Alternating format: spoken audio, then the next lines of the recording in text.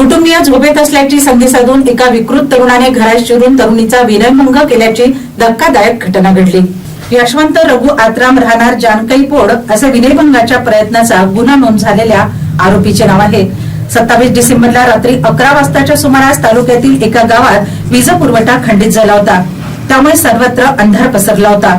नेमकी ही संधी साधून आरोपी यशवंत हा नको त्या अवस्थेत त्या गावातील एका घरात शिरला।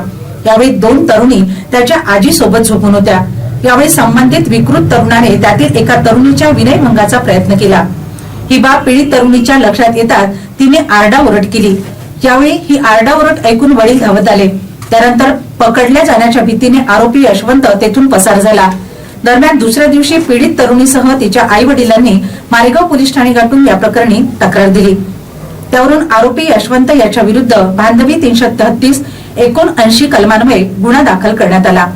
या घटनेचा अधिक तपास ठाणेदार संजय सोळंके यांच्या मार्गदर्शनात स्थानिक पोलीस करीत आहेत।